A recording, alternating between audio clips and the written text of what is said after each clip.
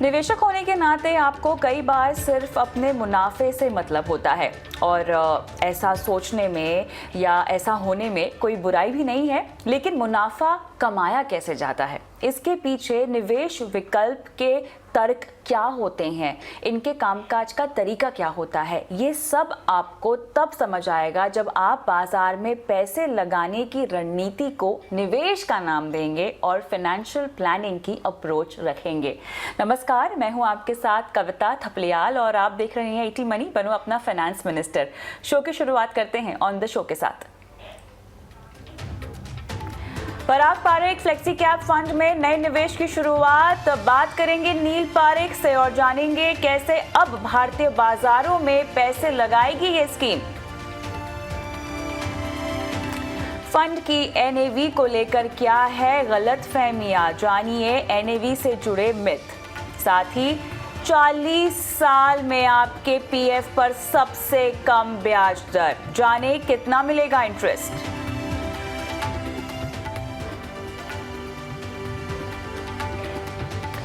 और अगर आप भी चाहते हैं एक संतुलित पोर्टफोलियो तो अपने इन्वेस्टमेंट से जुड़े सवाल हम तक पहुंचा सकते हैं। इन्वेस्टमेंट ही क्यों, इंश्योरेंस, क्रेडिट कार्ड, लोन, आपकी पूरी फाइनेंशियल प्लानिंग कराएगा ईटी मनी बनो अपना फाइनेंस मिनिस्टर। सवाल भेजें हमारे व्हाट्सएप नंबर पर 9619873567 है ये नंबर जहां पर अपने सवाल हम तक पहुंचा सकते हैं।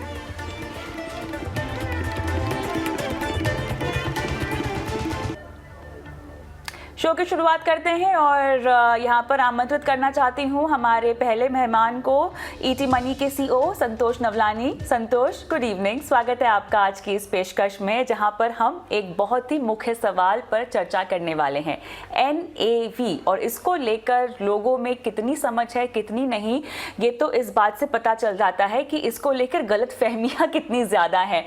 एनएवी को एक आम निवेशक को समझना बहुत ज़रूरी है, लेकिन कितने निवेशक समझ पाते हैं ये हमें नहीं पता, या उनके सवालों के जरिए कभी कभी ऐसा लगता है कि समझाइश में थोड़ी सी कमी है क्योंकि जागरूकता में कमी है। तो आज हम निवेशकों को एनएवी से जुड़े जो मिथ है, जो गलत फहमियां हैं, उन्हें एक एक करके बताएंगे। लेकिन मैं सवाल लूं, एक भूमिका हम बांध लेते हैं, एनएवी होती क्या है, पहले ये आसान भाषा में हमें समझा दें। श्योर कविता, आप अगर एनएवी को देखेंगे तो एनएवी का फुल फॉर्म होता है नेट एसेट वैल्यू। जो भी फंड होते हैं मार्केट में हर रोज अपना नेट एसेट वैल्यू डिक्लेयर करते हैं, जिसके बेसिस पे आपकी अलॉटमेंट होती है आपकी नए इन्वेस्टमेंट की। सो आप अगर आज इन्वेस्ट करेंगे अपनी एसआईपी में या एक लम्प सम इन्वेस्ट करेंगे कोई भी अमाउंट का, तो उस अमाउंट के को इन्वेस्ट करने के लिए एक प्राइस डिसाइड किया जाएगा जो कि नेट एसेट वैल्यू होता है। इसका मतलब ये है कि जो ये फंड है इसके जितने भी वैल्यू है मार्केट प्राइस के ऊपर, आज कोई भी फंड में जो भी सिक्योरिटीज हैं, स्टॉक्स हैं, कमर्शियल पेपर्स हैं, कोई डेट सिक्योरिटीज हैं, गवर्नमेंट सिक्योरिटीज हैं, कोई भी शेयर्स हैं आईपीओज में अप्लाई किया हुआ है, जो भी आपकी एसेट्स हैं फंड के, उसको एक वैल्यू निकाली जाती है। उसमें से जो भी पैसा फंड को बाहर देना होता है, क्योंकि फंड ने कोई आज शेयर्स खरीदे होते हैं तो उनकी पेमेंट करनी होती है, वो लायबिलिटीज में आता है। और जो भी ये एसेट्स माइनस लायबिलिटीज आप निकालेंगे उसको डिवाइड किया जाता है कि जितनी भी यूनिट्स हैं इस फंड की मार्केट में, किसी के पास 1000 यूनिट्स हैं, किसी के पास 10 यूनिट हैं, किसी के पास ज्यादा यूनिट्स हैं, पूरी यूनिट्स मिला के जितने भी मार्केट में यूनिट्स अवेलेबल हैं इस फंड की, इसको आप मीटर में रखेंगे, डिवाइड करेंगे तो आपको एक वैल्यू मिलेगी जो कि नेट एसेट वैल्यू होगी। बहुत ही सिंपल कॉन्सेप्ट है। अल्टीमेटली जो भी आप इन्वेस्टमेंट कर रहे हैं उसकी जो वैल्यू रोज डिसाइड होती है, अल्टीमेटली वो आपका रिटर्न तय करती है। और ये जो रिटर्न डिसाइड होती है ये मार्केट प्राइसेस पर है और हर फंड को एक सिमिलर मौका होता है। कोई भी फंड को ज्यादा चांस बढ़ने का एनएवी या कम चांस बढ़ने का ऐसा नहीं होता है। अगर कोई लार्ज कैप स्कीम है तो हर लार्ज कैप स्कीम को सेम चांस है आज एक रिटर्न जनरेट करने का, और उसके हिसाब से एनएवी की वैल्यू कम या बढ़ती है और आपको अलॉटमेंट हुआ होता है। चलिए, तो अब बारी आती है उन गलतफहमियों की जिनके बारे में आज हम हाईलाइट करने वाले हैं, हमारे शो पर विस्तार से बात करने वाले हैं। तो सबसे पहली गलतफहमी आपके मुताबिक कौन सी होती है जो निवेशकों को जल्द से जल्द दूर कर लेनी चाहिए जहां तक एनएवी की बात है? कविता, मेरे ख्याल से कम 4 ऐसी गलतफहमियां हैं जो मैं बात करना चाहूंगा। पहली सबसे बड़ी गलतफहमी यह है कि कुछ इन्वेस्टर्स समझते हैं कि अगर कोई फंड की एनएवी अगर कम है तो वो सस्ता फंड है और उसमें इन्वेस्ट करने से ज्यादा रिटर्न आएगा। इसी का एक ड्रॉबैक है, इस मिथ का या इस गलतफहमी का एक बहुत बड़ा ड्रॉबैक है मार्केट में कि एनएफओ जो न्यू फंड ऑफर्स होते हैं वो ज्यादा बिक जाते हैं, क्योंकि कुछ कुछ डिस्ट्रीब्यूटर्स मार्केट में लोगों को बोलते हैं या कुछ व्हाट्सएप फॉरवर्ड जाएंगे कि ये आपको 10 रुपए पे मिल रहा है आज, और जस्ट बिकॉज आपको 10 रुपए पे आज मिलेगा बिकॉज ये नया फंड ऑफर है, तो इसकी प्राइस ज्यादा बढ़ेगी कंपेयर टू जो ऑलरेडी 1000 रुपए का मार्केट में फंड अवेलेबल है। तो ये सबसे बड़ी गलतफहमी है और गलतफहमी के शिकार बहुत लोग होते हैं। इसका इतनी बड़ी गलतफहमी है कि पिछले साल 2021 में कुछ 1,06,000 करोड़ मार्केट में ऐसे फंड्स में इन्वेस्ट हुए जो कि न्यू फंड ऑफर्स थे, और इस साल ऑलरेडी कुछ 6,000 करोड़ जा चुके हैं एनएफओस के अंदर। तो ये इतना ज्यादा अमाउंट लोग इन्वेस्ट कर लेते हैं जस्ट बिकॉज छोटा फंड है तो ज्यादा बढ़ेगा।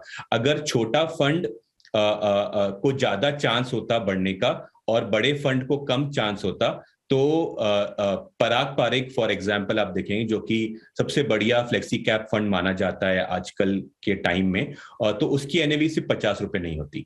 चलिए, तो यहाँ पर एक चीज़ मुझे अभी भी समझ नहीं है। आज के संदर्भ में अगर हम देखें तो एनएवी में गिरावट देखी होगी बहुत सारे फंड्स की। वैसे तो निवेशकों में बाजार की चाल को लेकर फिलहाल थोड़ा सा डर भी है संतोष, लेकिन आज की तारीख में जो गिरी हुई एनएवी से थोड़े से आकर्षित हो रहे हैं, उनको आप क्या कहेंगे? बिल्कुल ऐसे ये आकर्षित होने की चीज नहीं है कविता, जस्ट बिकॉज कोई फंड की एनएवी गिर गई है। ये एक स्टॉक के तरीके से नहीं देखा जाता है, और इवन स्टॉक्स में भी प्राइस में सिर्फ आप अकेले कुछ नहीं बोल सकते हैं। जैसे अगर हम टेलीकॉम स्टॉक्स में कंपेयर करेंगे तो भारतीय एयरटेल 688 रुपए का एक शेयर है या 690 रुपए का शेयर है, और वोडाफोन आइडिया 10 रुपए 50 पैसे का है। तो कोई ऐसा नहीं बोलेगा कि वोडाफोन आइडिया को ज्यादा रिटर्न पॉसिबिलिटी है फ्यूचर में और भारतीय एयरटेल को कम है। इसी बहाने अगर रिलायंस इंडस्ट्रीज देखेंगे, जो कि टेलीकॉम का बहुत ज्यादा उसमें एक वेटेज दिया जाता है उसके पूरे शेयर प्राइस में, तो अगर 2400 रुपए के आसपास रिलायंस इंडस्ट्रीज है, तो ऐसा नहीं बोल सकते कि उसका टेलीकॉम वेंचर को कम पॉसिबिलिटी है बढ़ने में। तो प्राइस में ऐसे हम लोग कॉल नहीं ले सकते हैं कि प्राइस देख के मैं इन्वेस्ट करूं। तो अगर मार्केट में कोई फंड ज्यादा गिरा है तो वो फंड ने परफॉर्मेंस खराब दिया है, आप उसको ऐसे देखिए। ये मत देखिए कि उसकी फंड की एनएवी ज्यादा सस्ती हो गई है तो मैं बोलूं, ऐसे करना सही नहीं रहेगा। राइट, तो यानी अगर मैं इसको आईपीओ के तुलना करना चाहूँ, इसके साथ उसकी तुलना करना चाहूँ, तो वो भी करना गलत होगा? बिल्कुल, आईपीओ के साथ एनएफओ को कंपेयर करना, राइट, तुलना करना बहुत ही गलत चीज होगी कविता। उसका एक रीजन ये है कि जब भी आईपीओ आते हैं, शेयर की इनिशियल पब्लिक ऑफरिंग मार्केट में की जाती है, तो बहुत सारा जो कंपनी होती है, कंपनी को अपना आईपीओ सक्सेसफुल बनाने के लिए ज्यादा से ज्यादा डिमांड क्रिएट करनी पड़ती है, सो दैट उनके जो टारगेट अमाउंट रेस करना है तो उसकी पॉसिबिलिटी हो जाए कि अगर कोई कंपनी को 5,000 करोड़ मार्केट से रेस करना है या 1,000 करोड़ करना है या 20,000 करोड़ करना है, तो वो अमाउंट को अट्रैक्ट करने के लिए बहुत सारी कंपनीज हमेशा एक प्राइस को डिस्काउंट तरीके से लेके आती हैं आईपीओ में, सो दैट जो इन्वेस्टर इन्वेस्ट कर रहा है उसको एक रीजन हो कि कंपनी का रियल प्राइस कम से कम 10-20% ऊपर होगा, इसलिए तो मेरे को इन्वेस्ट करना चाहिए और मैं लॉन्ग टर्म में तो पैसा बनाऊंगा और शायद मैं एक जल्दी से आईपीओ के फर्स्ट वीक में या डे 1 पे ही बेच के कुछ इमीडिएट गेन कर लूं। ये चीज एनएफओ में पॉसिबल नहीं हो सकती म्यूचुअल फंड के। सिंपली एक ही रीजन है उसका कि जब भी एनएफओ आता है तो अगर फंड मैनेजर 1,000 करोड़ या 10,000 करोड़ या 1,000 करोड़ रेस कर रहा है, जब वो इन्वेस्ट करेगा तो वो एक same number of shares buy करेगा। और इसका जब म्यूचुअल फंड होते हैं तो आप और मैं इन्वेस्ट कर रहे होते हैं, हम मार्केट से या एक्सचेंज से इस म्यूचुअल फंड की ज्यादा प्राइस पे बिड नहीं करते कि अगर कविता एज एन इन्वेस्टर ने 10 रुपए के फंड कोई एनएफओ में इन्वेस्ट किया है तो संतोष नवलानी एक मार्केट में बिड करेगा कि 11 रुपए का मैं लेना चाहता हूं क्योंकि इसका कल वैल्यू 12 रुपए हो जाएगा। आपको ऐसा कोई भी म्यूचुअल फंड इन्वेस्टर नहीं मिलेगा जो आपके यूनिट्स की ज्यादा प्राइस पे खरीद ले, क्योंकि उसको बेस्ट तरीका इन्वेस्ट करने का यह है कि वो फंड मैनेजर के पास जाएगा या म्यूचुअल फंड वेबसाइट पे जाएगा या ईटी मनी ऐप जैसे एप्स पे आएगा और 5,000 रुपए इन्वेस्ट करेगा। जिस मार्केट प्राइस पे एनएवी क्लोज होगी उस एनएवी पे आपको अलॉटमेंट होगी। तो कोई फंड, कोई भी इन्वेस्टर आपको ज्यादा पैसा देने को तैयार नहीं होगा। तो जो पॉपअप बोलते हैं कि प्राइस पॉपअप हो जाता है आईपीओ के लिस्टिंग पे और लिस्टिंग गेन्स हो जाते हैं, ये कभी भी म्यूचुअल फंड में पॉसिबल नहीं है। तो आप बिल्कुल भी इसको आईपीओ की तुलना मत करिए। म्यूचुअल फंड में सबसे बड़ी बात होती है कि आप कौन सी कैटेगरी में इन्वेस्ट कर रही हैं। आप उस कैटेगरी में जो पास्ट परफॉर्मेंस या फंड मैनेजर प्रिंसिपल्स जो अच्छे अप्लाई करते हैं इन्वेस्टिंग को, उसको देख के इन्वेस्ट करिए और आप बेटर पैसा कमाएंगे कंपेयर टू उसकी एनएवी को सस्ता देख के या एनएफओ के टाइम पे इन्वेस्ट करके। अच्छा, क्योंकि आपने अब समझाइश दी पहले कि अगर एनएवी कम होती है इसका मतलब ये नहीं है कि आपका म्यूचुअल फंड सस्ता है, तो इसी तरह अगर हम ऊंची एनएवी देखते हैं तो क्या इसका मतलब ये समझें कि ये फंड महंगा है या ये बेहतर रिटर्न देगा, कि ये भी धारणा गलत है? बिल्कुल ऐसा कोई भी रिलेशन नहीं है कविता। अगेन अगर आप मैं कोई फंड पे कमेंट नहीं करना चाहता, लेकिन अगर आप देखेंगे एचडीएफसी इक्विटी फंड जो कि सबसे पुराना और बहुत ज्यादा बड़ा फ्लेक्सी कैप फंड मार्केट में है और उसकी एनएवी 1,000 रुपए के ऊपर की है और सबसे ज्यादा एनएवी शायद एचडीएफसी इक्विटी फंड की है फ्लेक्सी कैप फंड्स के तुलना करेंगे तो इसका मतलब ये नहीं एचडीएफसी इक्विटी ने बेस्ट रिटर्न दिए हैं, बिल्कुल भी नहीं। और अगर पराग पारेख की एनएवी 49 रुपीज के आसपास है तो उसका मतलब ये नहीं कि उसने खराब रिटर्न दिए। एक उल्टा ये रिवर्स ट्रू है कि पराग पारेख ने बेस्ट रिटर्न दिया है और एचडीएफसी इक्विटी ने काफी खराब रिटर्न दिया है। तो कोई भी रिलेशन नहीं है, क्योंकि जो एनएवी किसकी ज्यादा बढ़ी हुई है तो शायद उसका रीजन ये होता है कि पुराना फंड है। तो अगर आप 20 साल से इन्वेस्ट करेंगे, आप अगर 1996 में कोई फंड लॉन्च हुआ है 10 रुपए की एनएवी के ऊपर और आज उसको 25 साल हो गए हैं तो वो 100 गुना ऊपर भाग चुका है, 1,000 रुपए की एनएवी दे चुका है। तो ये बहुत बढ़िया है कि उसका रिटर्न अच्छा है। बट आप जब इन्वेस्ट करेंगे तो आप देखेंगे कि इसका सस्टेन रिटर्न आ रहा है कि नहीं आ रहा है, फंड अगर कंसिस्टेंट है कि नहीं है, डाउनसाइड में कैसे प्रोटेक्ट करता है, फंड मैनेजर के व्यूज कैसे हैं, मार्केट में बाकी फंड्स कैसे हैं, आप उसके ऊपर तय करेंगे अपनी इन्वेस्टमेंट का डिसीजन, ना कि एनएवी ऊपर है या कम है। अगर हम एक स्टेप पीछे लें तो हमेशा हम देखेंगे कि हर फंड को एक कैटेगरी में इक्वल अपॉर्चुनिटी होती है कि वो अच्छा रिटर्न दे। तो आज जो भी मार्केट में लार्ज कैप फंड्स थे, ऑल लार्ज कैप फंड्स के पास इक्वल मौका था कि मैं अपने इन्वेस्टर को बेस्ट रिटर्न दूं। और वो कैसे बनेंगे? अगर वो फंड मैनेजर अच्छे स्टॉक्स बाय करते हैं, कुछ स्टॉक्स ऐसे बाय करते हैं जो सबसे पहले बाय करते हैं, कुछ स्टॉक्स ऐसे होते हैं जो वो लॉन्ग टर्म से इन्वेस्ट करते हैं और आज सडनली वो मार्केट में ऊपर बढ़ रहे हैं, उसकी वजह से रिटर्न परफॉर्मेंस आता है, ना कि एनएवी सस्ती या महंगी। बिल्कुल। आखिरी सवाल यहाँ पर एनएवी को लेकर, अमूमन जिस दिन बाजार में बहुत गिरावट होती है निवेशक अपने एनएवी में भी बहुत गिरावट देखते हैं। क्या ऐसा हो सकता है कि एनएवी नेगेटिव हो जाए किसी दिन? नहीं, एनएवी नेगेटिव नहीं हो सकती कविता, सिंपली बिकॉज फंड मैनेजर कभी भी पैसा बोरो करके इन्वेस्ट नहीं करते।